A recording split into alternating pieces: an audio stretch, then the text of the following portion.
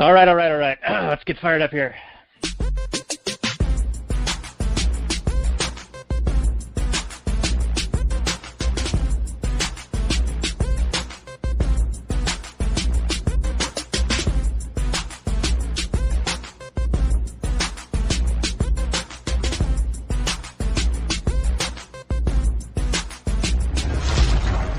Maximum freedom.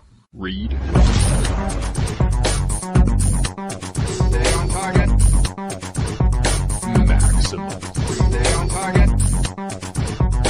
Maximum freedom. Read Rothbard.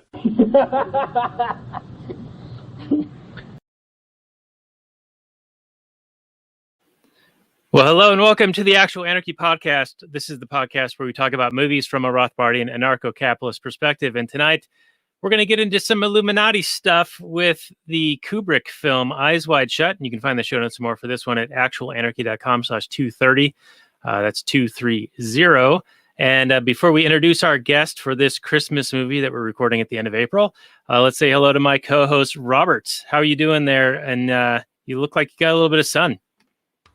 Yeah, I got even more sun, everybody. I know everybody's super excited to know this, but yeah, I'm bronzing real up. I got all kinds of new freckles that have joined me on my life adventure. And yeah, I'm really excited to see them. I haven't named them because there are infinite, but yeah, I'm really happy about it. Spent a little time outdoors, jumping on my trashed trampoline. I've been riding horses. Well, horse singular, but multiple rides, both of them successful to varying degrees.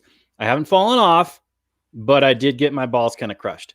So it's, you get some good, some bad, but it's a learning process. And yeah, I highly recommend it for all you people that, enjoy riding. Keep doing it. For those of you who don't enjoy riding, stay the hell off those horses, man. Yeah, those farm animals, they can be dangerous. I got attacked by our rooster today because I was in there collecting an egg and a ball that I had thrown in. Well, I was throwing the ball for the dog and it hit a tree and it went into the coop area. And then the cock came after me pretty hard. So dangerous farm animals. That cock came after you really hard, huh? That hard cock. That's interesting. Did you get pecked? Was there any pecking involved from this cock? Yeah, the cockerel came up behind me and assumed a superior position, made me his bitch, I think, like if we were in a prison yard. And yeah, he pecked at me, and then I gently nudged him with my foot to get him away from me. So he learned his lesson. He figured out I was the bigger man, and he's backed off at this point. But I'm glad that he was doing his job. That's the important thing. It sounds like a property rights issue. You were invading his property that he has homesteaded with his hens, and you were an invader. Is this correct? Well, if we want to get down into the weeds, technically he's on my property that I have permitted use for him, and he is my property. I own him. And does he understand your Misesian property rights philosophy? Being a chicken. Does he? No, but he's lucky I didn't eat him. So okay. I'll just leave it at that. Fair enough. Anyway, I know this is riveting conversation, and it's only going to get better as we start talking about a Kubrick film. So let's get into that right after these messages from the Last Nighters. Who are us?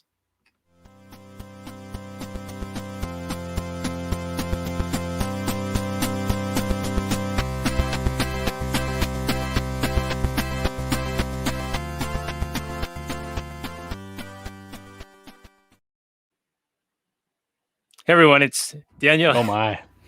Daniel Elwood and Robert Paul Johnson, and we are the Last Nighters. And we're going to make it stop. We're going to do My Little Pony episode tonight. Now we're doing Eyes Wide Shut, the Stanley Kubrick classic that features a lot of masks and a lot of deranged activity. Kubrick, of course, famously did The Shining, that also had some weird furry action in it. And so we're going to be doing one that has a little bit more intense kind of weird stuff going on, and that is Eyes Wide Shut. And we're going to be having our guest, Mike C., who has come on many times, many times, most recently for Well, it wasn't most recently, but you were on for a couple of Christmas episodes. The most recent of those was Kingdom of Heaven, and you've been on for RoboCop and a bunch of other good stuff. So welcome back to the show, Mike. I appreciate all the memes we've been sharing and the music you've been sharing with me and the time you spent with us on the show. Oh, and by the way, show notes more. lastnighters.com/173. Welcome back to the show, Mike. I was muted. Hi, I'm Mike. I don't eat chicken, but I do eat fish, which has the vitamin D that's helpful to fight against respiratory infections. Anyway, yeah, I've been on the show a few times. I like Christmas movies, apparently. Yeah, that's about it. All right, very good. And you've been doing more music at Mechanical Dream Revolution, as found on SoundCloud, and you just released a new track recently, so we'll put that on the show notes page. Yeah, there's 4 tracks of just basically workout music. You know, it's kind of a little more. I liberated myself from a 4-year project or 5-year project that went on, and really broke my back. And now I'm just doing kind of fun stuff for a bit. So check it out. It's 4 hours of straight fire if you need some inspiration to get your lifting on. Okay. Well, that's also a good thing to, focus on health, sunlight, getting exercise, Yeah, it's social crazy. interactions. It's crazy that no government on earth uses this as an opportunity to talk about health or good health or healthy lifestyles. It's very strange behavior from people that would have our best interest in mind. I don't think you're wrong there. And perhaps some of the reasoning might be found in some of the meaning behind this movie with all the symbolism and other things going on. Now, I know Robert is going to have a lot of naysaying to do on this one, so I'm looking forward to that. Robert. More like Always gay naysaying.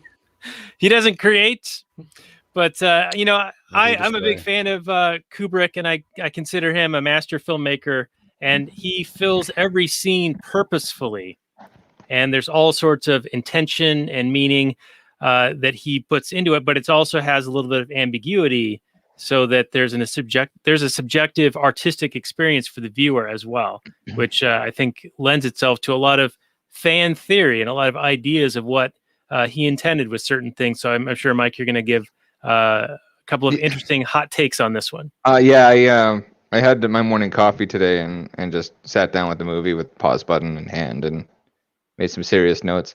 Like where Nolan, like Christopher Nolan, is a master propagandist who has very specific ideas that he wants to give you, and he uses like emotional sort of subterfuge to get them right to your subconscious, so you have like an emotional experience that processes these ideas. Kubrick is more about enlightening the audience and giving you like breadcrumbs to kind of discover the world around you and what's going on. So like with The Shining, there's like, all these different like takes where you can get, the Apollo shit and the American Indian genocide and the child abuse sort of cycle and stuff out of that. I love Kubrick for that because he's like, it's all ambiguous, so you're allowed to just kind of go in as far as you want. Yeah, you're allowed to wander and you're allowed to turn these ideas over. So you're not. Yeah, he's not a propaganda. He's almost an anti-propagandist, a true artist. Definitely the best filmmaker in history, in my opinion. Did a hell of a job with the moon landing. Yeah. Damn it, you're stealing my thunder, Daniel. I was going to say, is this a better movie than the moon landing? I don't know which one's better. Yeah, because like the moon landing had better acting, but Eyes Wide Shut has better special effects. Like he's supposed to be the color commentator, and you're the straight man, right? So stay in your lane. Yeah, exactly. Thank you, Daniel. Thank you. All right. Well, I'll stop trying to make jokes. I do the dad jokes, and they're usually not very funny, except to me and maybe my kids occasionally. But how we usually start this off is the old Google description. So I'm going to add this on screen. Yeah, there we go. Okay, so Eyes Wide Shut, 1999, rated R, mystery/drama film, 2 hours and 45 minutes. Though, Mike, as I'm sure you've mentioned in the pre-show bonus content available for our Patreon supporters, lastnight.com/Patreon, there is at least 20 minutes missing, right? So this would have been a 3-hour film. So this got a 7.4 on IMDb, 75% Rotten Tomatoes, 68% Metacritic, and 83% of Google users liked it. The description reads, after Dr. Bill Harford's wife, Alice, admits to having sexual fantasies about a man she met. Bill becomes obsessed with having a sexual encounter. He discovers an underground sexual group and attends one of their meetings and quickly discovers that he is in over his head. That's quite the description. July 16, 1999 was the release date. Kubrick, of course, is the director. Has a lot of classical type music in it and stars Tom Cruise and Nicole Kidman and Sidney Pollack. And then also the guy Todd Field, who plays Nick Nightingale. Apparently he became quite the director himself, doing a movie called In the Bedroom, which I have not seen, but have read is very, very good. Robert, let's go to you for your opening take. Okay, so Eyes Wide Shut, a movie I had never seen before prior to this viewing. I was expecting more. I was expecting some really racy stuff. Instead, what I got was a pretty coherent fish out of water / mystery movie about a doctor that has a wild night. It plays out fairly interestingly. I mean, we're given kind of these breadcrumbs of what might be happening. And then ultimately it's just him hanging out with a bunch of people that like to have this weirdo kinky sex. I know Mike's going to have all kinds of interesting weird takes on this, saying that it's about more, that there's all this meaning and symbolism and this and that. I didn't see any of that. Now, obviously, it's my first viewing. Maybe Mike's going to point out some genius thing, and then I'm going to have to go back and look at it and go, oh, my goodness, I can't believe how blind I am, because Mike is just going to just throw the illuminating knowledge on me. There's like 200 hours of like YouTube analysis and people just waxing about all manner of shit. I heard I've also seen. I recently watched a video about a guy talking about how Jaws is essentially an allegory for capitalism, and that was just purely an indictment, I guess. An indictment against capitalism. Yeah. Yeah. That makes sense. Yeah, and that sounds like something Spielberg would put in his like greatest like blockbusters. Is his beginning of becoming a great Spielberg director made that in the movie when eyes he of was like everyone? 23 years old or something like that. Yeah, well, I mean, I'd He sell was out at 23 struggling if to I get could a have. If I movie could go made. back and sell it at 23. Certainly, if I was like part of some group of people that all took care of each other and told each other what messages to stay on board with, like I would definitely not step out of line if. Well, I mean, I would, but you know, a lot of people wouldn't. I'd like to think that I think wouldn't. it's a whole lot of people giving other people way too much credit. I can't imagine. You can project onto people your own ideas of what something is about, but Yeah, as it's called art. the art, yeah, I understand that, Michael. All right. But to say that the 23-year-old Spielberg was really creating this blockbuster as an indictment against capitalism. Well, I don't know. Psychologists might say that he manifested it at some subconscious level because it does, like, you know, when somebody points it out, I'm like, yeah, it's kind of a critique of capitalism. It's like, you know, it's the unknown and we're dumb and we like open up the beach even though, you know, global warming is right there. We got to go back to the Paris Accords. You know, I don't know. I could see somebody putting those together. Even if it's not accurate in the eyes of Spielberg, you know, you can kind of transpose those over each other and you get a lot of like sync ups. Yeah, You know, like now, a Robert, Pink Floyd and Dark Side of Oz. Yeah, It just kind of works. I don't think that they had that in mind, but it kind of works. It's fun to get stoned and watch. Now, of course, Jaws was in the late 70s, right? So I don't know if a lot of those things. Yeah, were that was the at play zeitgeist, just right? Really anti-capitalist. A lot of science fiction, fantasy themes that were very like, oh, we're all fucked. We're gonna get overpopulated, and we don't do something now. We don't do something about this monster. Yeah. Well, Robert, what was the point you wanted to make about watching that take regarding Jaws? Because that was one that our past guest Pete Quinones suggested that we check out. Oh, it's very interesting, and I look forward to talking about that. I was just saying how I'm sure there's a lot of thought that goes into dissecting every Kubrick movie. But And I'm sure they work on multiple levels for multiple people, but there's a whole lot of projection of armchair psychologists and historians and what philosophy buffs who project all kinds of ideas onto these films where the artist had no intention of creating them. And like Mike's saying, maybe it's this deep-seated psychology that's he's just making out of art because it's all subliminal and whatever. Subconscious. I just Cool. okay, whatever. Anyway, let's just talk about this It's movie. like it's like fine. okay, yeah. It's You were fine. told it was going to be an erotic journey or whatever, and so is the studio, and then they got this fucking Illuminati fucking roadmap. Did it though? Did it really? And then Kubrick died, so whatever. It's all good. Yeah. Okay. So okay, Ziegler, right? Ziegler's in the movie, right? He's the Sidney Pollack. Yeah. So and I love Sidney Pollack, by the way. So Ziegler means like bricklayer. It's a weird coincidence, right? Like just to start you off, and you get these coincidences piling on top of each other, like over and over, and you start going like, okay, well, maybe I should look for patterns. What's that called when you see patterns that aren't there? There's a word for it.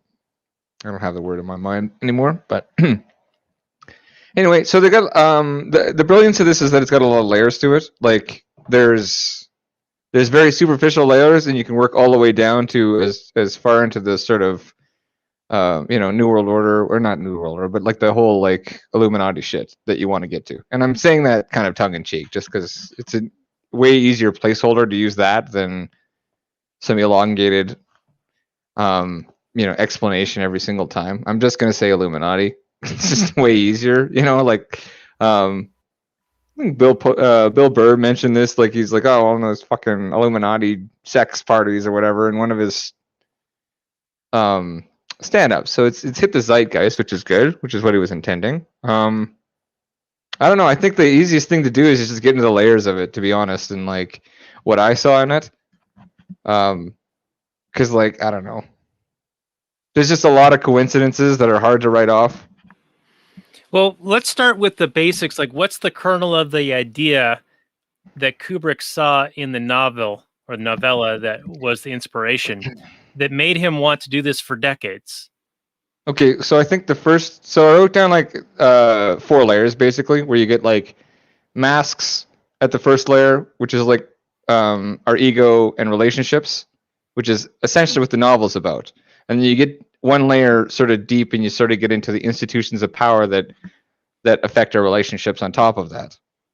And then you start looking at the symbolism, and you get kind of an alchemist journey out of that, which is the like enlightenment, essentially, like through the harnessing of knowledge, which is what really gets like this is what gets confusing with the whole like Illuminati thing, right? It's like Christians tend to really have their backup against like about paganism and any kind of occult symbolism and things like that, but it's not really fair to say that like paganism is directly connected to Satanism. Like that's not a through line at all. Like it's like saying that an atheist worships God essentially, or the wrong God. You know what I mean? Like it's like a completely different thing. It's the religion we have now, at whatever monotheisms we have now, are stacked on top of the old systems. And then there was also a competing sort of through line of people trying to dominate and control each other with knowledge, if that makes sense. So okay, so are you sort of talking about like there's different classes of people based on their social status in this movie, and Harford is like trying to become like one so of the it more gets elite, but then there are these secretive elite who have their own secret special customs and a greater knowledge than your average Joe, who's even pretty well off, like Bill is. He's a doctor living in Manhattan. They have a very nice place, but he has to work every day. Yeah, well, he's being initiated, right? Mm-hmm. Like he's encountering a deeper knowledge of human society and how things actually work. And he's kind of given a choice to take one or the other. And in this movie, like we watched that happen, right? Where he, the first half of the movie, he has a more innocent view of things, of his daughter, of the girl at the costume store, and all these things, right? Like of Domino, for that matter. Yeah, and even his prostitute. wife saying that. And his wife, yes, exactly. And this is the part that I think is missing at the end. There's probably confession on her part, and we might have got into some like MK Ultra or like child sex cults or some shit like that without like right into it, because essentially on one side you have Bill, who's completely innocent and what's it called? Has no idea what's going on, and then by the end, naivety. Right, so like let's take the costume store, right? So the guy is pimping out his daughter. In the first version of that, it looks like it's a mistake that's happening, and the dad's very angry about it. Then when he comes back after he's been initiated and he's come in contact with this knowledge, he finds out that the dad is just basically your pimp, right? And he offers her his daughter to Bill. Does that make sense? Yeah, no, in a literal sense, is him being upset at the scene initially, Milich being upset at the scene initially. It's a facade. Yeah, but it's for show. It's because Bill's there and he's not initiated. Yes, that's the surface world that we live in, right? That's the masks that we wear, right? And then we know that these institutions of power affect our lives, but we don't realize how deep these the roots go into our psychology and our lives. Like banks in finance, I mean, that's a huge one, right? With libertarianism, centralized banking. But even if you look at like, okay, what did I write down here? Institutions that protect us versus institutions that like exploit us, essentially, right? So you have like, because I'm married is something you can say to somebody, and say like, I'm in a contract right now. This protects me from losing myself to a sea of debauchery, right? That's like one institution. It's a contract. So that's like, it can hold you back, but it's less corrupt than say our financial institutions, our media, and our media, marriage, money, right? And then we have like on the other side, you have the commodification of the human sexual experience now with like Tinder and Bin or Bumble and Hinge and all that shit, right? Like if you analyze the way those things interact with people, they're horrific and fraudulent, right? Yeah. Now, I'm having all these like different thoughts going on at the same time here, but it's kind of the point of the movie, right? So I'm sorry, yeah. I'm like, it's really hard to kind of focus one's thoughts on this, I guess. So if I ramble, I apologize, I suppose. Although you're not supposed to apologize. Yeah, never apologize. Blood in the water. Well, what is the meaning in your view of the opening scene? We're at this party and they've been there before, and the Alice opening says, scene, I don't know why we're always going to these things. We don't know anybody here, but that's sort of like the initiation, right? Yeah, because he's like a good bitch, right? Right, but then they're both offered temptations, but they both sort of refuse, right? So they're like, Yep. Well, he doesn't refuse per se. He's not really. Oh yeah, I guess he is offered, but he's bailed out. Yeah, he's pulled away. And do you think that him being pulled away was in order to further initiate him into this circle? Like, do you think that Sidney Pollack's character and Mandy, that situation was concocted to get Bill sort of like on the inside and under some sort of like unspoken, agreement, like beyond the veil? Oh yeah, who knows? I mean, I wouldn't say so. I think on the surface, the first half, like it's kind of a mirror. There's a lot of mirrors in the movie, so I sort of take it as the first half is a bit more innocent. Like he probably wouldn't have like fucked him either. He probably would have just like snapped out of it because seems like a pretty disciplined guy, until he's like emasculated by his wife. He's not really looking for any outside of that. He's just kind of taking in the adoration and the flirting and stuff, right? But he's like, oh, where are we going, right? And they're like, oh well. And again, rainbows, right? It's like rainbows occur over and over in this, but where the rainbow ends is what she says to him, and he's like, oh, I'm not really sure about this. I'd like to know more about what you're trying to do to me and how I'm feeling right now. before I sign on for that. And that's very like logical sort of masculine brain, although it doesn't always work that way because there's not enough blood to operate both parts of us at the same time. Both ends, yeah. Both ends. In over his head, more like in over his heart on. Am I right? All right. So, Robert, do you have any commentary at this point? Besides do you see hate? this? I don't even know what you guys are talking about. I just started. You guys start talking, and I just start daydreaming about other stuff. Oh, that sucks. Well, No, you know, it's not. I just. I know that I wish I had more to offer. That's all I'm saying. Is that it's Okay. hard for me to analyze this film on the level you guys are taking it to. Okay, so well, as a libertarian, you're going to have contempt for authoritative institutions of power that limit the freedom of people and a marketplace, right? So like, the Knights Templar were kind of the first international banking system, and they were not a very good representation of like the Crusades in general. The Vatican had like a child, like they were masking. I would say that it's probably like on purpose, but they were at least pushing back and obfuscating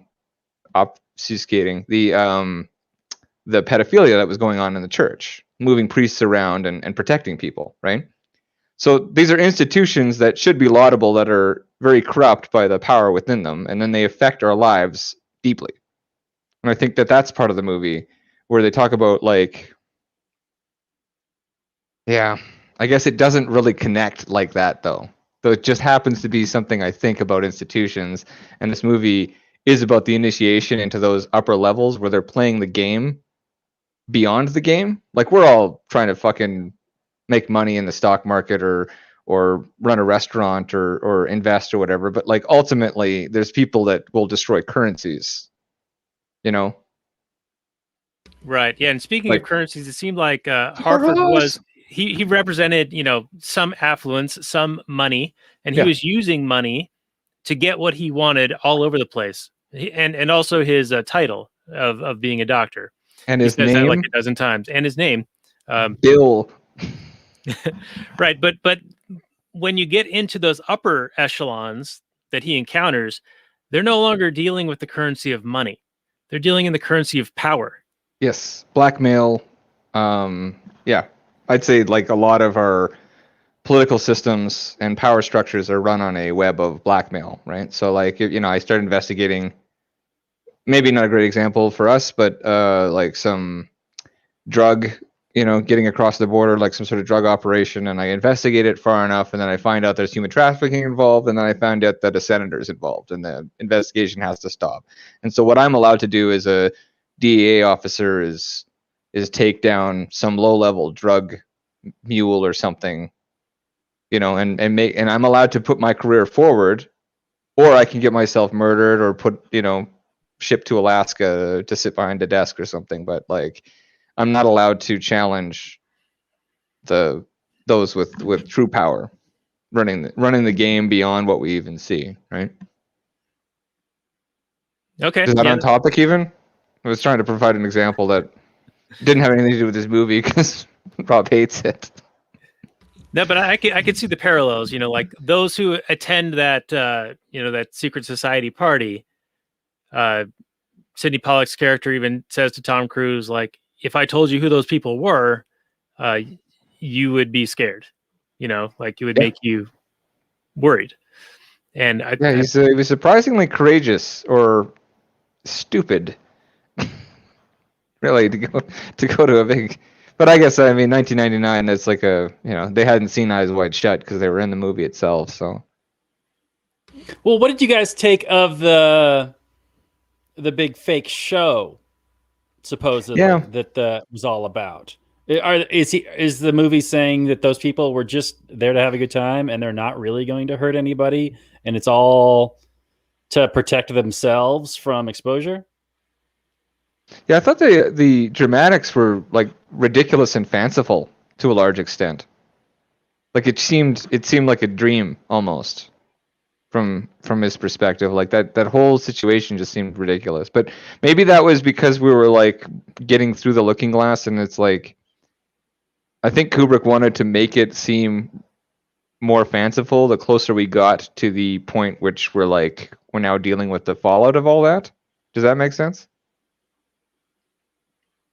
I'm not sure how that relates to Robert's question. Okay, so my take on that is that it happened, but like our perception as viewers and through the eyes of Bill is that it was very fanciful and ridiculous in a lot of ways. Like the drama of that, the melodrama was preposterous, right? Like it just seemed a bit heightened. Even within the context of what we were watching, it seemed like it had really gone up a notch with the whole "I'll sacrifice myself." But I think the idea with that is that we're still in the innocence, and we're still like we're seeing it melodramatically because it is from the uninitiated position. We're just like getting to this gateway. Makes sense? No, not helping. Are you guys saying that Bill the whole is these elite people actually trying to initiate Bill into their society, and not he blunders his way into it? Both simultaneously, because it's like a allegorical. So like to me, this movie is about Bill encountering these sort of thresholds and not being able to go back. Actually, when he goes down to meet Nick Nightingale in the bar, it's like there's rainbow lights as he sort of descends down a red sort of staircase, right? And then there's a sign that says like no, or all exits are final or some shit, right? Which is kind of like these decisions you're gonna make now are gonna be permanent. So like you choose God or Satan or whatever other version of that. The material or the spiritual is probably the best way to talk about that if we're talking about occult stuff, right? Because you get the pentagram is sort of the Vitruvian man in the 5 points, and you have the spiritual realm is dominant, right? So you're enlightening yourself with knowledge to elevate yourself from your base instincts, and then if you invert that, you have the material dominance where we're corrupt beings, sort of controlled by our reptilian brains, and if you look at the way governments work, they tend to be these sort of lizard people type factions or type people that use fear and greed and anger, to govern. So, how did I get to this? What was Who the knows? question? I don't know. Okay. Well, now you guys were just talking about the scene where the woman sacrifices herself to save Bill, and she has to pay a debt, or she has to fulfill this obligation because she knows and the rules their and what she got promises herself, matter. right, and what she got herself into. But then later on, when Sidney Pollack is basically explaining it to Tom Cruise, he says, "Cut the bullshit," gives him some bullshit, and then says, "Cut the bullshit" again. Yeah. And gives him a different kind of take on it, where he says it was all charade. It was all just to keep you afraid and whatnot. But I read that as this is just something that like Pollack's character is representing the narrative, the cathedral, saying, here's how you're going to view this, Bill. This is running the show. This is the plausible deniability. This is the seed I'm going to plant in your head to where you aren't quite sure what to believe, but there's enough of this being possible that you can't feel like you definitely know what happened. So I think that's a pretty good take. I like that. So it's like it's a power move over Bill. It's controlling the mind through narrative, right? Right. And so they present this really audacious thing you couldn't really describe to a jury. And then he presents another one that's very simple and naive, and you can go back to that world if you want, where there's just a bunch of coincidences. She happened to be the person because she recognized him because he saved her in that was Maddie, right? Mandy, yeah. Mandy. So he saves her in the upstairs or from the overdose or whatever. Well, I don't think he even saves her, but he talks to her and she recognizes him, and then she bails him out by sacrificing herself. And so he knows all of this is happening, and he's like, okay, well, do I choose like a series of coincidences that are absurd or a melodrama that's absurd? Because these people are so like, what do you say? The oldest and simplest lie is the one that people believe, because it's like it's impossible to think people would fall for it forever. The same lie over and over.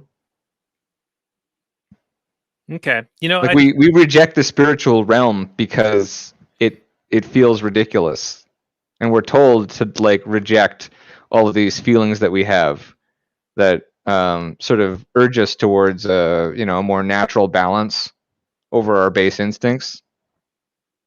okay. All right. And then early on in the film, it's established that Bill is a very logical thinker. And so Yes. when Well, he's very male too, right? yeah, so when he's sort of in this dreamscape and seeing all this weird shit, and then Sidney Pollack's character sort of gives him a rational thing to lean on, he knows that he'll grasp at that. Yeah, like he's given him an out essentially, right? So this is the choice he has to make at that point. Okay. Because another way to look at this movie is this is a series of almost something happening, but nothing ever really happening. No, it's almost like they take a bunch of they make a bunch of restrictions, and then they ebb them back, and then they put them forward again, and everyone's all like, "Oh, do we storm the fucking Capitol now? Oh, is today the day? Okay, don't let's just focus on our business or whatever, and try, right? Like, I don't know. It's interesting how you rule people with I mean, you do with the Iron Fist comes out now and then. Like, you do pound down people like and hard, but it's more this sort of velvet glove approach of like being very delicate with the minds of your subjects and fooling them, fraud, right? So I find it interesting that particular group at that party, like their promises matter a lot. Their contracts matter. Our contracts at this level are only as good as the goodwill between the people, right? It's not enforced by any authority. Like, if we do bad business, you have to sue. It's if you're too poor to fucking make that work, it's not really going to be resolved very well. People cheat on each other all the time, So it's interesting that like this movie says, I think at least it says this, that the people that run your life have contracts that matter a lot to them and the other person, and there's probably an authority that is that you can't even conceive of, like making sure that happens. Making sure that status is maintained, which is our slow march towards oppression. So these people have their shit together, It hasn't been so slow lately. I mean, there's been other tyrannies. There was the Soviet Union, that was pretty rough. China has been going on for a long time. So, I mean, here it's a relatively new idea. Took a good 300 years to sort of chip away at. And what's funny is it's not the law, right? Because again, it's just a piece of paper. Like, that doesn't fucking matter. What matters is the spirit of the people, and like whether or not they're like especially with this lockdown, it's like it's not the rat on the face from like 1984 where they're making you afraid. They're giving you the one thing you need, the one thing that you can't live without. They're letting you do that if you behave. So if you need to sport climb, and you need to do it in the gym in Canada because it's cold outside till the middle of summer, you can do that, but you have to wear a mask for doing this pretty exerting exercise, right? Pretty exhausting exercise. But you can do that if you do this one thing. And I'm like, well, I'm not going to do it. But a lot of people are going to do that. That makes sense? If you submit. But it's all compartmentalizing. And so it's about taking this the coalescence of community and the coalescence of the male female energies coming together, and it's about separating and commodifying those things so that the machine can just farm you and make you a slave, right? And so if you can just get people to kind of just kind of go along because of the one thing that they're selfish about. That's all you got to really do. And then on the other side of that is utter fear, right? Because like you'll just be fucking the cops escalate to killing you, so you got to watch out for that when something's but I don't know. You saw about Ontario, right? I with did. That's with the horrific, church. We had yeah. It's a bad Not situation. the church, no, the police state implementation, right? Is that what you're talking about, Mike? Yeah, I got full on police state there now. So Yeah, they can stop and inquire about your vaccine status at any time, ask you why oh no, you're it's like outside at a all. stay-at-home order. It's a full-on Yeah, it's stay-at-home like, order. why are you outside? Why are you Yeah. outside of your house? Go back home. I would say something like, I'm outside for reasons that are not covered by the stay-at-home order, and you're not allowed to ask me the details about that. Oh, But I've a got lot a of permission people slip don't right here. understand. Huh? Yeah. Well, I know, and it's like at that point, you really want to just start shooting people, but you can't because you'll be alone. They've isolated people, so and the communication's difficult to have. So, anyway, we should talk about the movie and not how much I want to overthrow my government. All right, yeah. In World of Warcraft, yeah. So let's Yeah. get back to the movie a little bit. So we have Bill Harford, which apparently in one of the documentaries or something I was reading, he was envisioning a Harrison Ford type character, and that's where the name Harford came from. Harrison Okay. Ford. But then he chose a fucking what are they called? Scientology power couple. Yeah, That's yeah. not a mistake, right? That's actually a pretty good move. It's who were available, I guess, at the time. But you have Bill who's almost in the midst of this psychological warfare with his wife. Like he trusts her and believes that their relationship is secure, and yet she admits to him, and in an emasculating way, that she has been thinking about other men. And what is it? One of the 10 commandments is thou shalt not covet thy neighbor's wife. So like just even the thought of something can be in some circles considered almost as much as doing the act itself.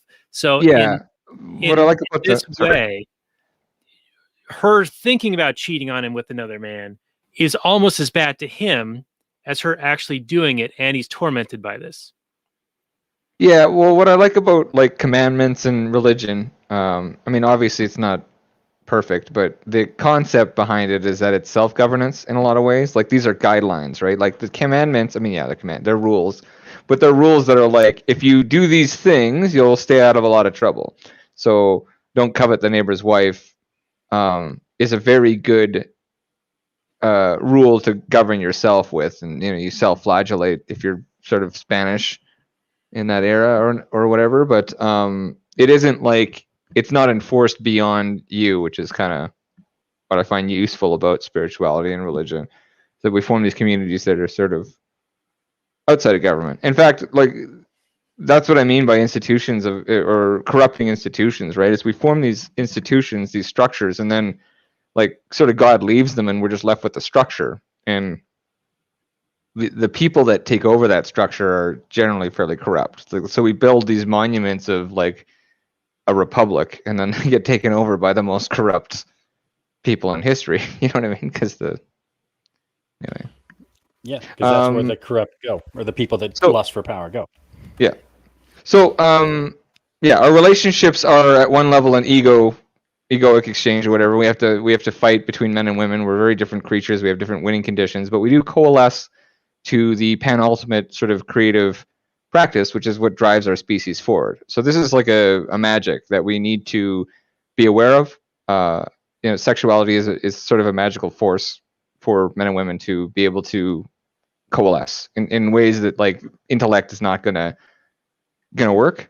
And that relationship is corrupted heavily by institutions of power that drive us into gender roles that we may or may not like gender roles exist at a natural level, but the state or any governing force tends to take laudable or natural qualities or traits and then leverage those and commodify them, if that makes sense. So like patriotism or wanting to defend your family, they get you to enlist and then go fight across the ocean in a war that you don't need to be participating in. When that would be otherwise laudable quality for a man to want to be strong and brave, and they take that and they use it to make profit and resources, so when it comes to gender roles, it's like the men just become money and the women just become sexual objects within a society that's corrupted. And this movie is in a lot of ways about the grooming process for that.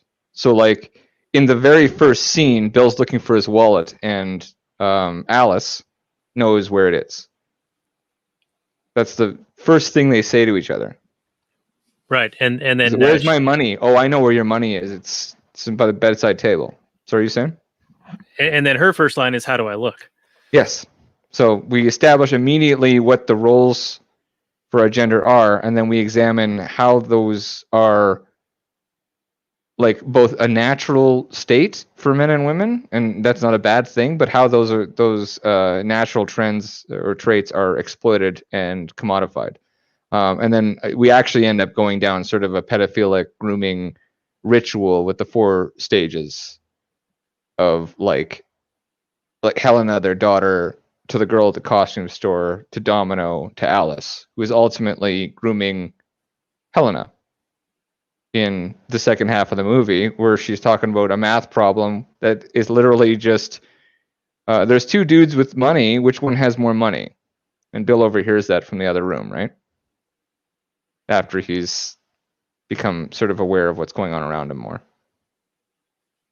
I think there was a through thread of logic with what I just said there. I think I actually held it together that time. I'll have to rewind the tape and listen to that one. Make sure. Okay, basically, gender roles follow. exist. Gender roles exist naturally. They're exacerbated by institutions of power. Those institutions corrupt us and our relationships and exploit us that way by separating us.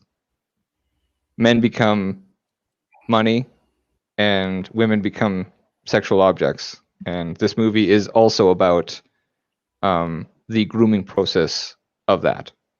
But from Bill's perspective, is the journey we're on. We are given the information, and he then crosses the sort of threshold to find out more about like the reality of where he's living. Okay. And visually, all of the women in this are redheads, right? So that's supposed to imply that there's sort of like different stages of the process. Well, there's also the implication of the red-headed whore of Babylon, right? In the Babylonian, in Revelation. Y'all need Jesus.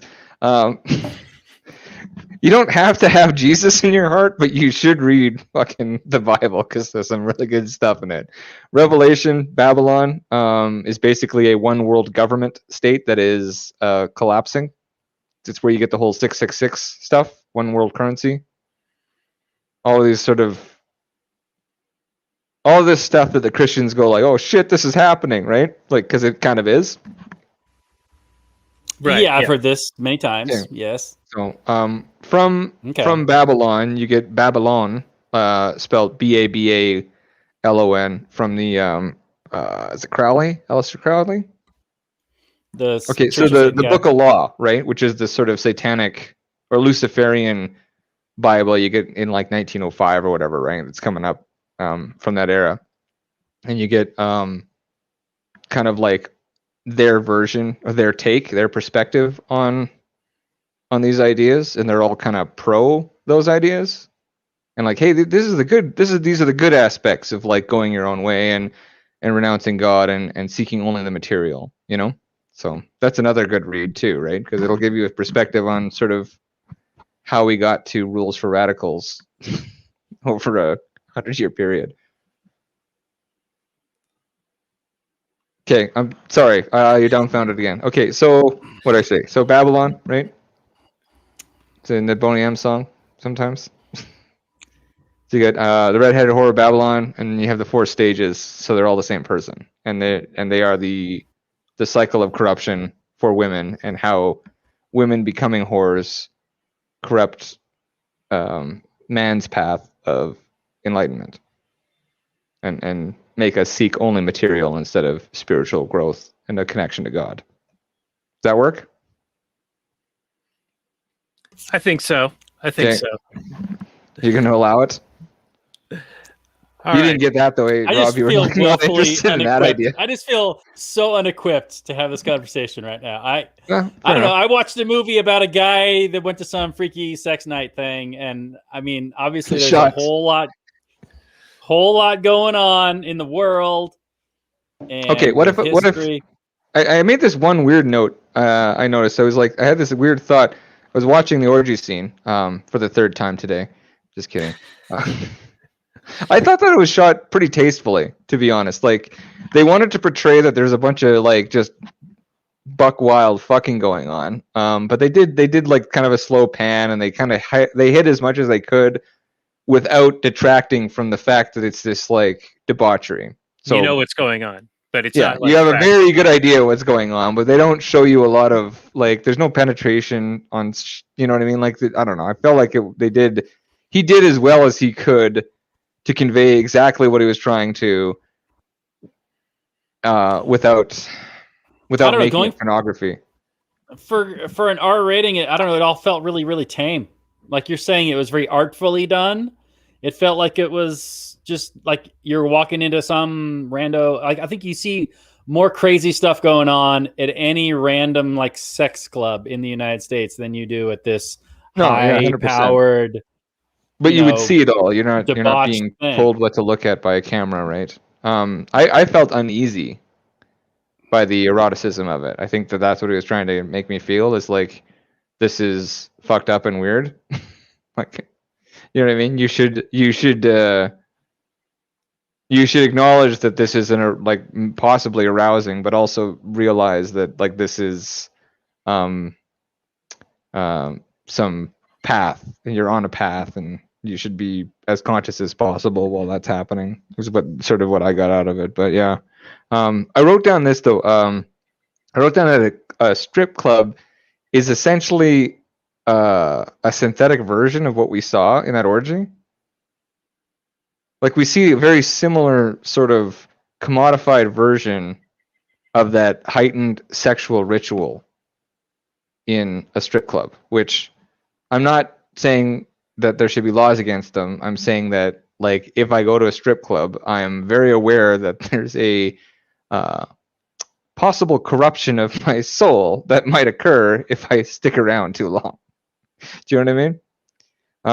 And it almost seems like that's the version for the peasants. Like, while they're having their like eyes wide shut parties at the Rothschild mansion, literally they shot that at a Rothschild mansion, by the way.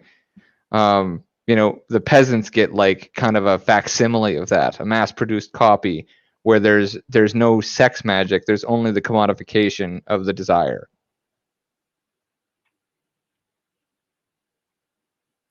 Like, sex is a life-affirming act, right? Like, you are empowered by that, even if you're doing it for bad because you're Illuminati or whatever.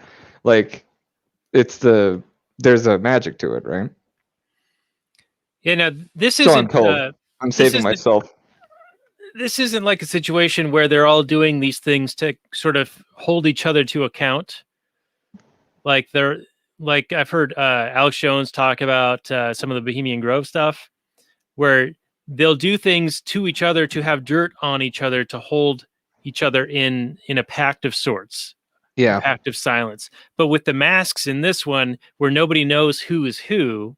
No, I think it was a ritual to empower them. To give them that, whatever that fucking dark side fucking energy, you know, like to get, or maybe just get off. I don't know. So what do we learn from this movie? What is the arc that we're being shown by the end? What is the revelation that Bill has? The revelation I got is that Kubrick should have somehow hid or made a copy of his director's cut before he showed it to the people that were obligated to print whatever he wanted and put it in theaters. Like, they were obligated contractually to give him final cut.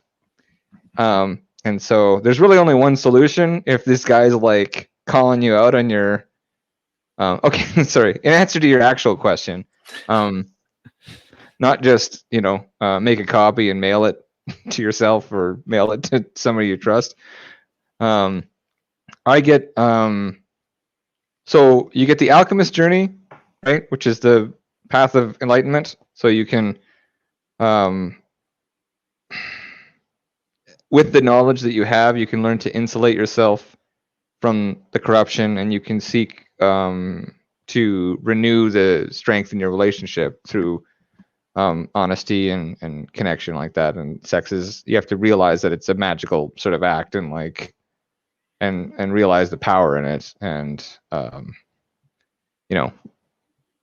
commit completely to that. That's like kind of almost the silver lining though to the darkness of the movie, which is the cycle of grooming us into gender roles that are horrific in nature. And I'm pretty sure what was cut was probably some mind control MK Ultra stuff, or literally the child grooming of like Helena. Because like, okay, so you get the 3 stages, right, with the whole mirroring, where you have like him as an innocent, and then him as seeing the world as it is. And you get like Helena, means shining light, of course, innocent to begin with, and at the end she's kind of given away. Did you like, she goes off into the background? You guys didn't do any of the, like, there's like so many like conspiracy videos about this movie. It's awesome, like stuff that I don't even agree with, but it just goes on and on, and it's wonderful. Well, I will say that my wife and I both noticed that when they have their final talk in the store, that Helena just fucks right off, and Yeah, well, no big deal, in this like massive department store. And we're like, as parents, we're like, no way would we just let the kid just run off. Okay, so in that movie, in that you get the magic circle. There's a bunch of magic circle boxes of toys. They're called Magic Circle, right there, and there's like stars on the ground or whatever. And she goes off in the background, and she's met my 2 older guys that happen to be sitting at a table at Ziegler's party. Same actors. So I did not notice that. That gets me pretty conspiracy hard. That's not a thing, but yeah. So basically, my opinion is that ultimately Alice is leading him down the garden path to this corruption, and he's being initiated into it, into the darkness, and Helen is given away at the end to as a pact, right, with the Wait, so is whatever Alice, this institution of power is Alice, by emasculating Bill, offering him the apple? Yeah. And she's like laying in a garden later, and she's innocent in a dream, right? Like that's like the fall in the Bible, right? The Genesis. Okay, all right. Yeah, you feeling that? A little bit, yeah. And again, this is something that you can look at this so many different ways and apply pre-existing things to it, and it sort of fits well enough to where, I don't know, I'd buy that for $1. So yeah. Well, it's like I love this. I like my viewing today because I thought about it in terms of the binary, right, where you get the innocence going in, and then afterwards everything's changed, right? Like he wants to fuck Domino because he's looking for a sexual experience after being emasculated, and she's very sweet and everything's nice, and then he goes back and he finds out that she has AIDS from like another redhead. And it's interesting that she's like, she's safe and wonderful, and he just like lays himself. He's like, can you just make me feel like a man, please? Right?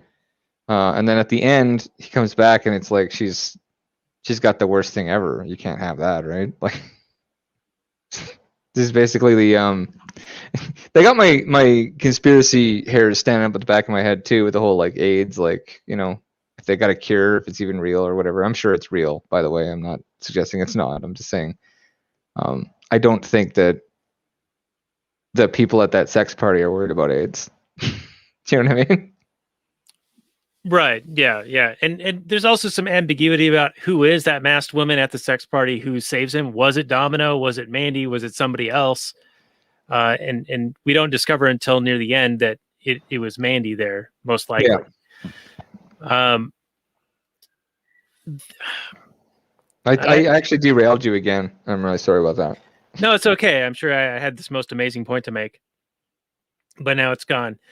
But yeah, it seems to me that Bill's journey and even Alice's is to get out of the sort of just emotions of being in this relationship where they assume the best about each other, and they Yep. finally admit to each other what, sort of their true selves. Now, for Alice, it's mostly like in her head or what her base desires are.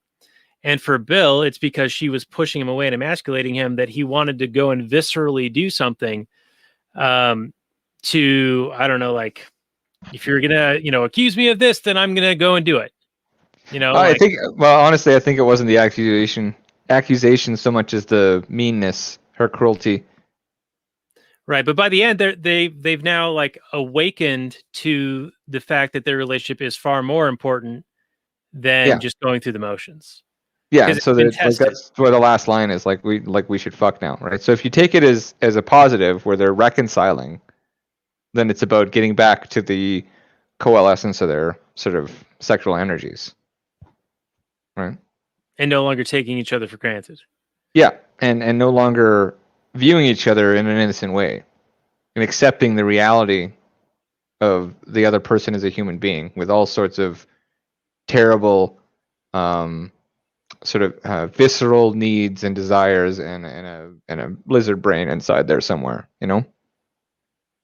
Okay. Yeah, that's Yeah, how I kind of. read that whole emasculation. The demasculation was not necessarily her demasculating him, but rather her like admitting to these base desires that she really had no control over. And it was more like an admission of some kind of guilt. Or She was picking a weakness. fight with him at the beginning, though. Like, she was being an asshole. Well, she was smoking some good herb. I mean, Yeah, and I'm just like, oh yeah, I've been in these fights before. These are, you don't win I thought these. that argument went pretty well scripted. Like that It felt felt like an real, argument I was it like, felt holy fuck, very this real. is like way too real. I hate I it was when like, they do this. This is like just like spot on. It's like, Like, what are don't we even stop fighting talking. about? Figure out what I she don't even know wants. what we're What she's arguing saying about. is What's not what she happening? wants. Yeah, that's the problem. That's the thing too. Is like people say what they'll say things, but that's not what they want. By people, I mean her in that particular situation, and people like her that I've been in conversations with that were similar. But yeah, I mean, it extends to both the male and female. Like we don't really say what we actually want. We are governed very much by, not we, maybe not the people in this room because we're so enlightened, but there's a lot of people that are governed by base instincts that are just leveraged by people that are way more controlled and smarter than them, So, and then you see that sort of when you have a fight with the spouse, it's just like that you guys you're not even speaking the same language. Because men and women have completely different winning conditions, different emotional states, like different ways of seeing things. And so like, the language gets broken down pretty quick. So you end up like, are you just saying this? What you're saying is, like the interview. But she literally does. She gives him that, like, so what you're saying is you just see me as a sexual object. And he's like, no, I didn't. I don't recall saying that. you said that, and now you're accusing me of it. I'm not sure how to get out of the situation. So, but yeah, like at one level, it's really just about that. It's just about a couple, interesting, examining their egos and the deception of a relationship, which Sandor says at the beginning, marriage is wonderful because it makes deception necessary to both parties. So he was basically describing their initial relationship status prior to their awakening. Yep. So that was Sandor's sort of role in the narrative. Yeah. Okay. All right. I'm sure there's, like you said, hundreds of hours of analytical content related to this movie on the YouTube. I did find a couple of things, and I tried to watch a few of them, but there's only so much time in the day. Well, it's like yeah, it's like watching that 237, right? Like I enjoy watching analysis like that for its own sake. It doesn't have to even make sense. It doesn't like, I watched somebody analyze different sort of sacred geometry with like different places on Earth and drawing lines and stuff and talking about how like, oh, this is connected and these guys did this.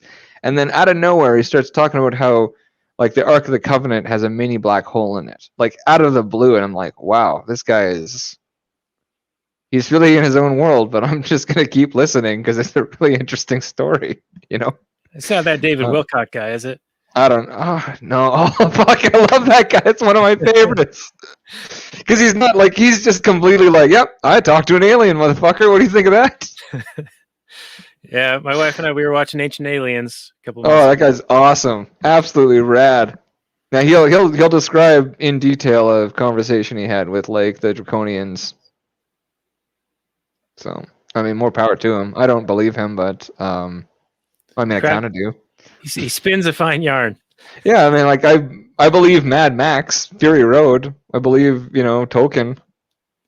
It's certainly more convincing than what I see on the news every day. I'll grant you that. Yeah. So just coming back, like I said, there's the 4 stages, from Helen to the prostituted girl at the costume store to whatever. To Domino, and then finally Alice, and then the cycle starts again with her giving her child up to the corrupt system, right? Right, and even beyond that, you have the status of each of them, or the when Domino finds out that she's sick and dying, and then Mandy is dead, so like that's the whole cycle process through. Yeah, and then simultaneously you get an alchemist journey of like the good side of that, or becoming enlightened, and like not choosing to just lay down and let these systems dictate what you do with your life and your relationship with your own essence, you could say, or God, right? Okay. Well, we should probably wind this one down. So do you have any final notes that you want to bring up, Mike, or Robert? Do you have any points that have piqued your interest, or anything that you wanted to bring up? I'll save my comments for my final summary, sir. Thank you. I feel woefully inadequate in this episode, but it's all good. I love Mike, and I love all the things he brings. Awesome. Well, thank you. Yeah, this is just the Mike C carrying the episode.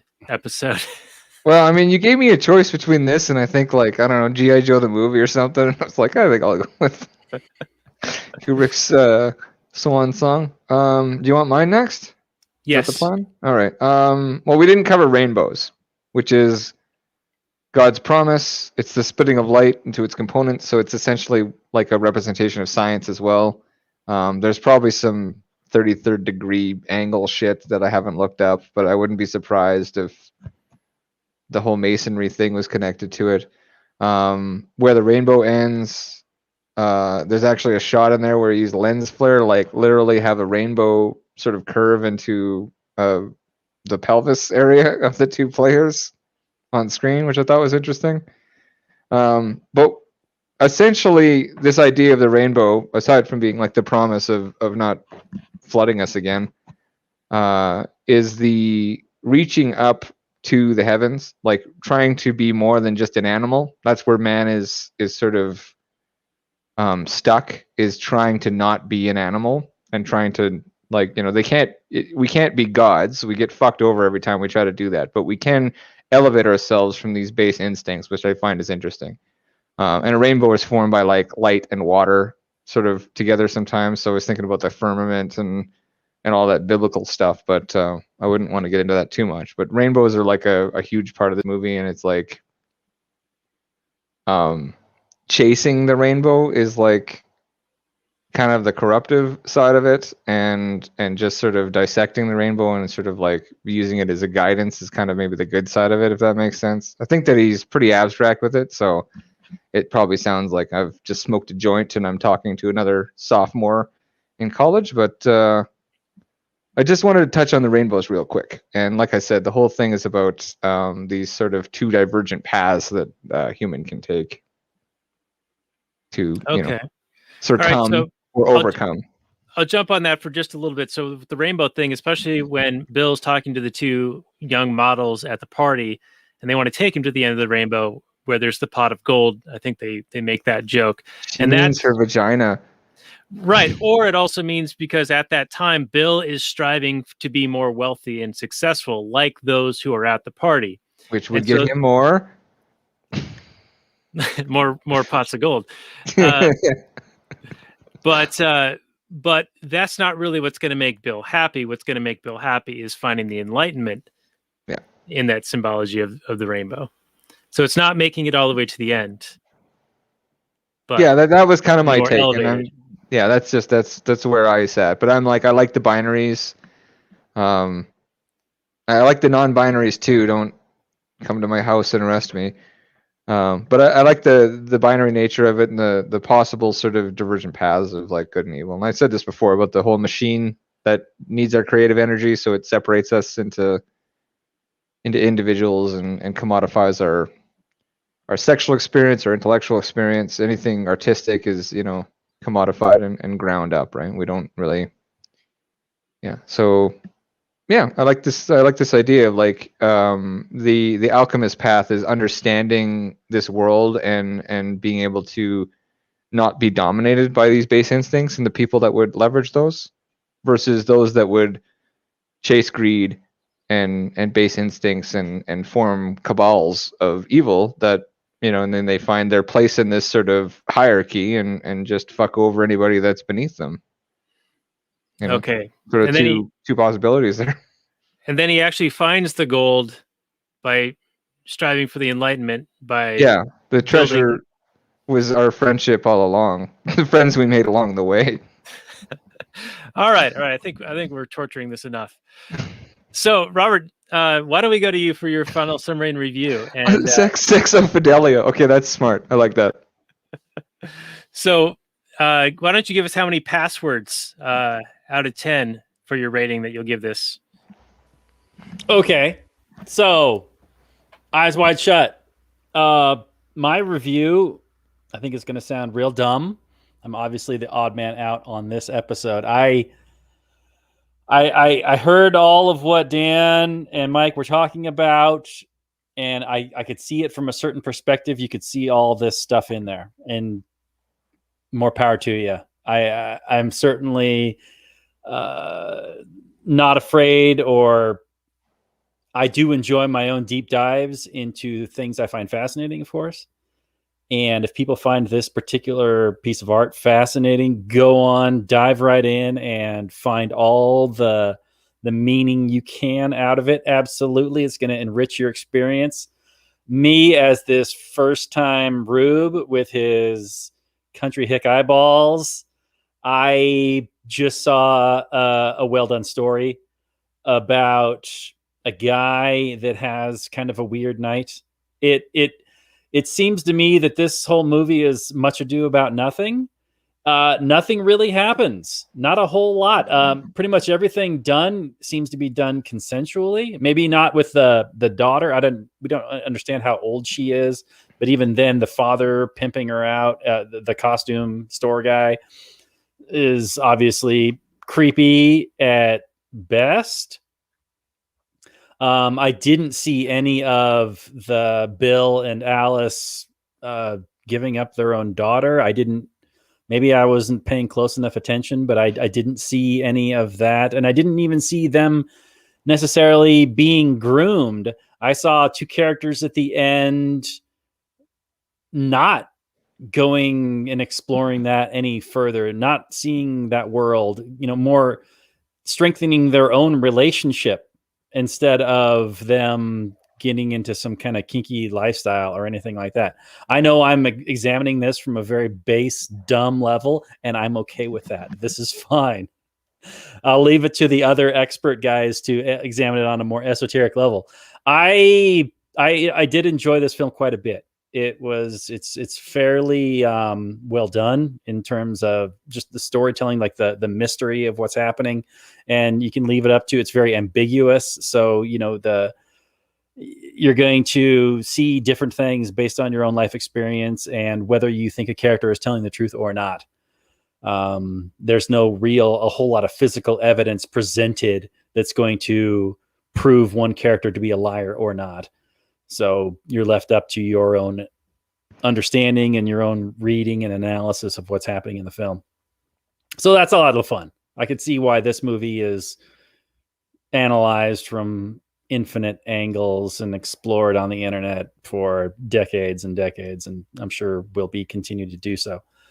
What was the rating system? I forget what it was. Out of 10, arbitrary thing. Yeah, I was going with passwords because he asked for a second password when there actually was not a second password. So why not there be potentially 10 passwords? Okay. How many passwords out of 10? So I would say that this film garners 7 passwords out of 10 from Robert. I don't think it's necessarily Kubrick's best work, but it is a fairly accessible piece. If you're just watching it on a Robert level, if you're watching it on any higher levels, it's I don't know, but it probably has that ability to be enjoyed by many different people. So take that for what I have to say. Anyway, Right. Not the best Christmas movie of all time, but one of the better Christmas movies of all time. Okay, so it's behind Die Hard and It's a Wonderful Life. It's behind Wonderful Life, behind Die Hard. It's ahead of A Home Alone, and it's ahead of Gremlins. What about Elf? Yeah, it's ahead of Elf. Because Elf is it's got a shabby. few good jokes. What about Kingdom of Heaven? Does that take place during Christmas time? No. Well, I mean, I think the It did for Crusades us. was just a long 100-year period of Christmas. So okay. Gotcha. All right, so 7 passwords on the Rube Robert scale. All right. That's right. Perfect. All right, so I guess I'll go, and then Mike will let you do the the best for last kind of thing. My kids always say best for last. So I am a big Kubrick fan, and there's always so much meaning packed into everything that he does, every scene, every framing of the camera with the sets and the colors and things in the foreground, things in the background, similarities, reflections, refractions, and all the rest. That this is the type of movie that I think you need to watch several times to try to tease out like different ideas and different explorations that you can kind of wander through. This is only the second time that I've seen this, and I still get the on its face, it's kind of a story about nothing really happening, a bunch of almost things happening, but at the last minute, that thing doesn't actually happen. And so when you watch it at that level, like it lacks the sort of emotional impact, especially at the end when Tom Cruise's character is crying to Alice, to Nicole Kidman's character. It's like, well, but he didn't do anything. He did all these almost things, and he's like admitting this to her and breaking down over it.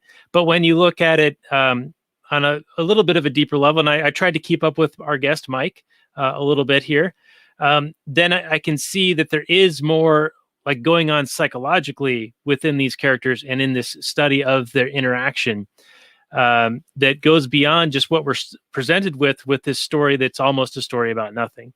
So with that, I'm going to give it a pretty good score. I'm going to go with 6.5 passwords out of 10. I don't think this is Kubrick's best work, but it is one worthy of watching, like I said several times, and have some ideas of what you're looking for in it, and I'm sure you'll find it, because that's kind of what he does. He makes it ambiguous enough to where you can kind of tease out and divine whatever theory you sort of have in mind and find those place markers to kind of make you think that you're on the right path. So that's my take, and we'll go over to you, Mike.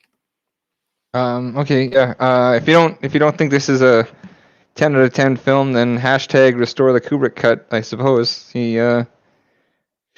He presented it to the people that thought he was making a sexy movie with a power couple, and then a few days later he died mysteriously, which I find interesting. And some people say some stuff's missing, which might have maybe even ham-fisted it, might have pushed this out of the out of the sort of superficial to the sort of deep esoteric meaning. But I don't know. Well, that's exactly what I like about it, is that there's so many layers. You can watch it a few times. It doesn't preach to you. It just tells you, some ways of looking at the world, and the sort of the different sort of competing ideas in it are kind of wonderful. Out of 10, I'd say 19 for 19 iterations of a virus, and also that was her morgue chiller door was 19 above her, the Mandy character that was sacrificed. And it's also a very unlucky number for the Babylonians, which is that whole Revelations 666 one world government sort of narrative. So it's all a bunch of weird coincidence. So I say 19 out of 10. 9/11, Bush, Harambe. All right. So Mike's throwing a little symbolism at us here at the end here. Well, I appreciate that, Mike. Well, this was a fun conversation, and I hope you can stick around for a little bit longer for the Kathleen Turnover Drive, which is this the special time that we give to the Patreon supporters. So go to lastnighters.com/Patreon for that, everyone. And Robert, we're going to be doing something that I threatened you with a couple of months back, and it's ridiculous. It's dad joke level, but we're coming up on the month of May, and so it's that time. It's time for the May-trix. We're going to be doing the 4 different iterations of the May-trix. So each week, until our conditions are met, we're doing the May-trix next week with Jeremiah Martin of Reel on Reels podcast, another movie podcast. And then after that, we're going to be doing Reloaded. And then the week after that, Revolutions. And the final week will be the AniMatrix, which is a bunch of short stories. And each guest that we'll have on will get their take on the original Matrix, of course, as well. And we'll try to tease out some things we can talk about with the new one, the reboot that is forthcoming at some point in the near future. Well, that's a whole lot of content. Hopefully, you'll be able to stick with us. Hopefully, we'll have different things to say each time. It's a complex film with a lot of deep meaning. I'm surprised Mike isn't one of our guests scheduled for that, but it should be fun. Yeah, it should be fun. And we're also going to be doing a couple of specials. There's going to be a Cinco de Mayo special in there with Desperado, with the guy from Peddling Fiction, and also a Memorial Day episode with a combat veteran. And that one will be Jarhead. So we got a bunch of content coming up, and we've even threatened our friend Pat McFarlane of Liberty Weekly to do a May the 4th episode talking about Star Wars and where we are in the trilogy in real life. Like, are we at Empire? Are things looking up? Are things looking bad? So we're going to be pretty busy in the next little while here. There's a lot of content coming at you. Hopefully you all enjoy it. The Matrix is Exodus. All right, we'll get into it a little bit more, Mike. Just read Exodus, please, before you watch the movie. I will not do that, Mike. All right. Well, at least look up Nebuchadnezzar and Zion, then. Anyway, you're good. Robert can do that. All right. Well, anyway, everyone, that's what we're going to be doing next week. Check out the show notes and more for this one at lastnerds.com/173. And I'll have links to Mike's musical escapades that he does at Mechanical Dream Revolution. It's really good stuff. I am his top fan, or whatever the nomenclature is on the SoundCloud. But if I were a stockholder, I would have the majority voting rights. I think that's pretty much how it goes, right, Mike? Yeah, pretty much. All right. Well, thank you guys very much. And we'll be seeing you next week with the Matrix for May-trix. And with that, we'll say goodnight from last night, everyone. Peace out.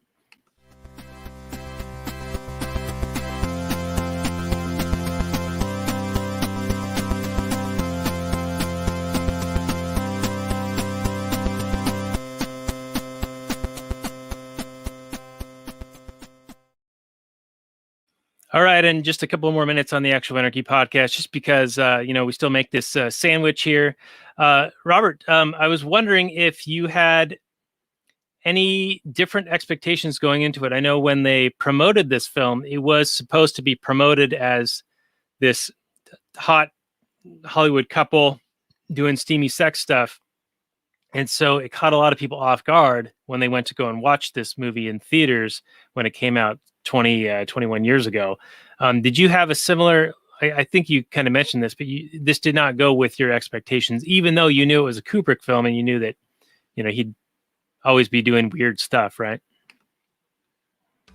Yeah, so my expectations for the film were to have some kind of he was going to reveal a secret world of the power elite having their kinky sex world power games.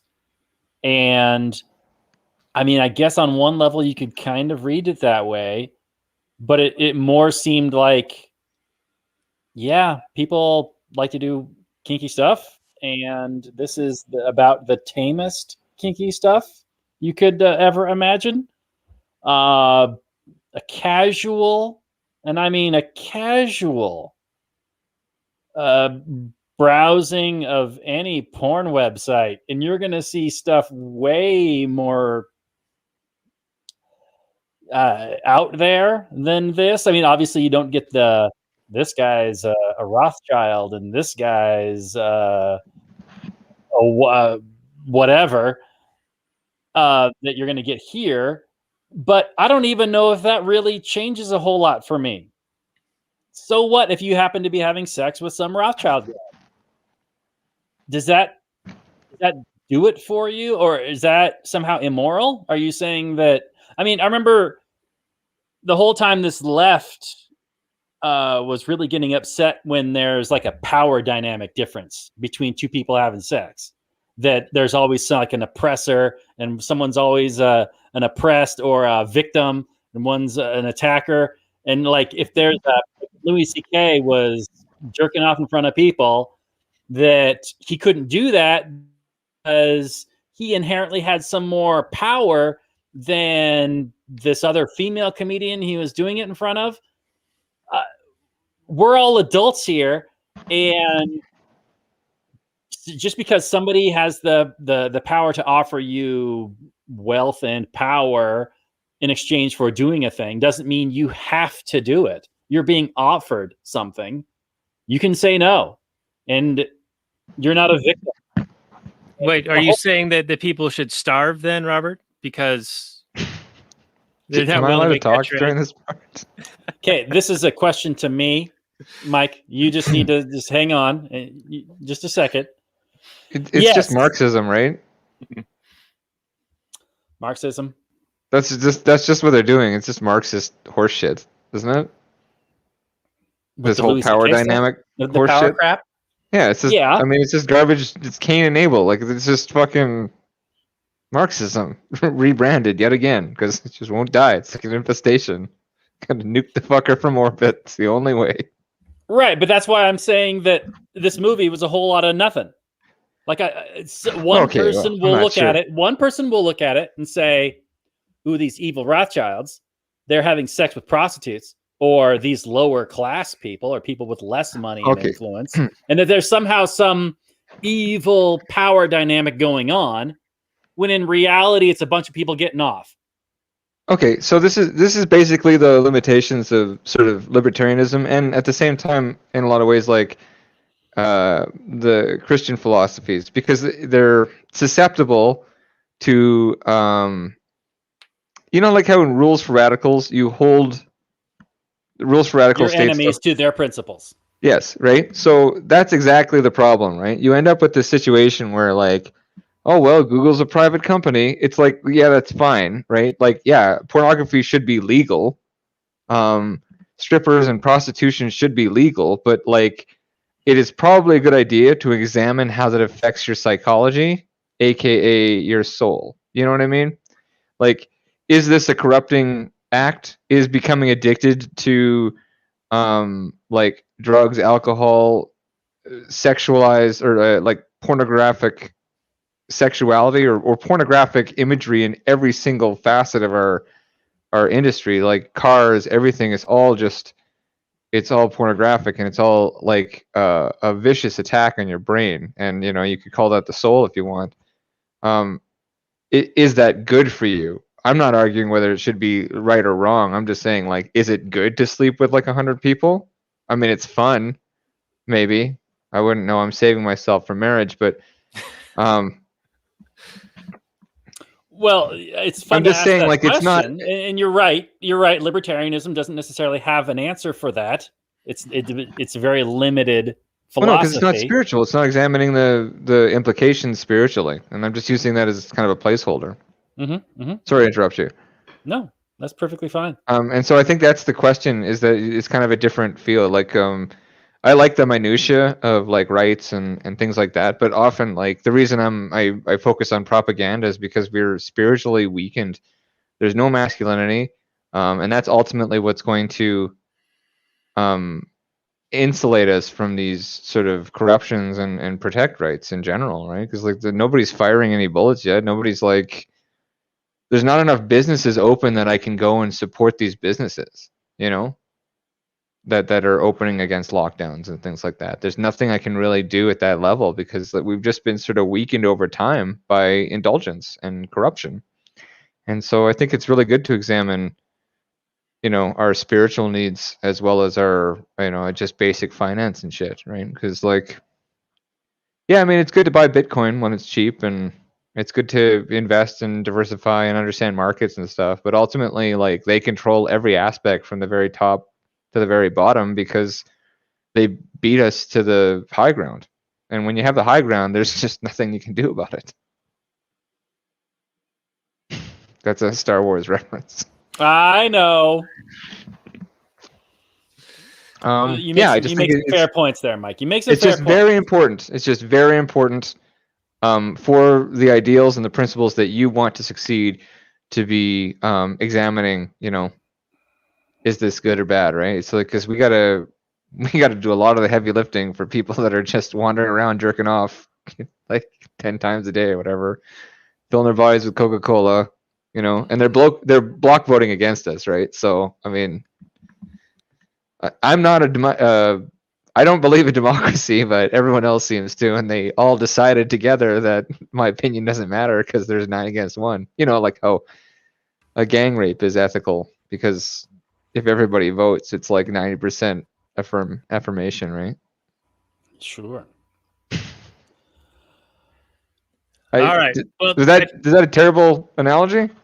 No, it's great. I make that one often. Well, at least I used to. I don't get into Facebook fights anymore because I need to try to maintain my being able to be on Facebook.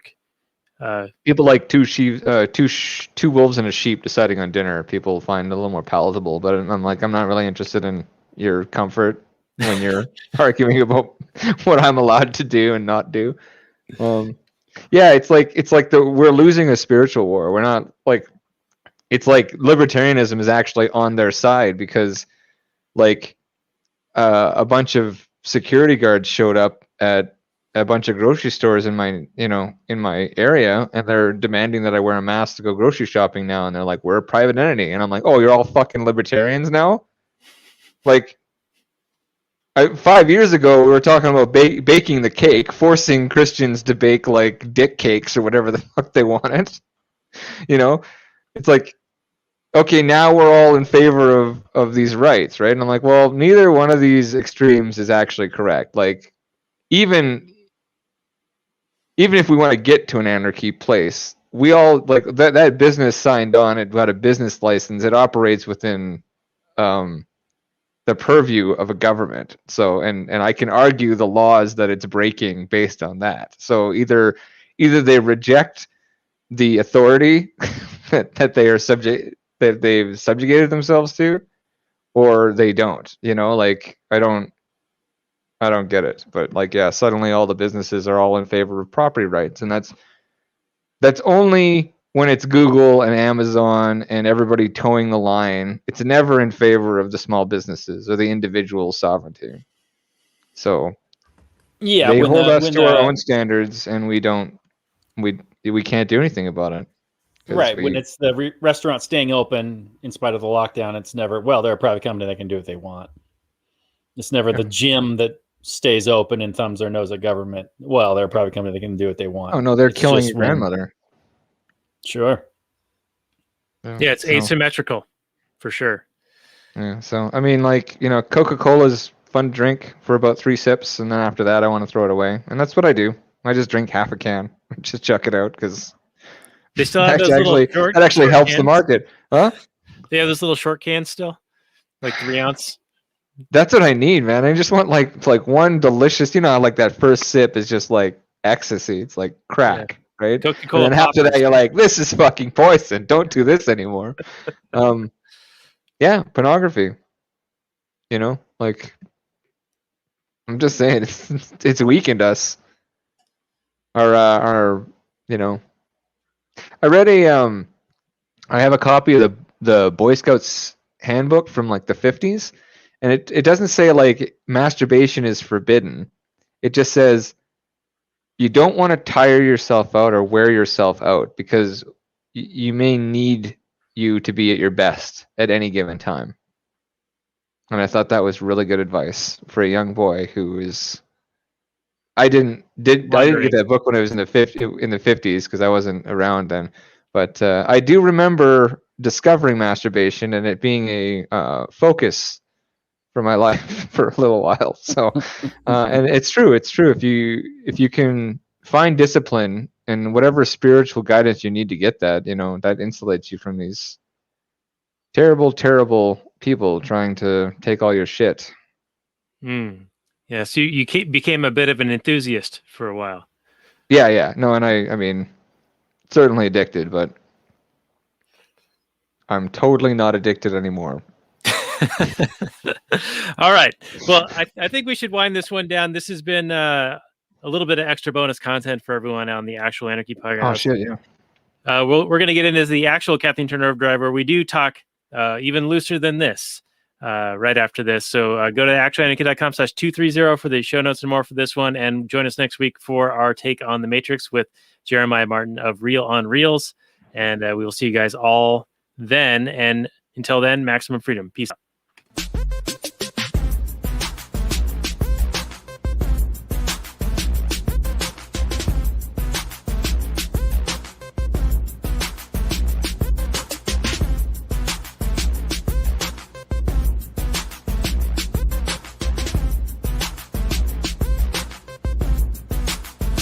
The Chipmunks. CHIPMUNK. We're the Chipmunks. Guaranteed to brighten your day. Do do do do do do do do do do do.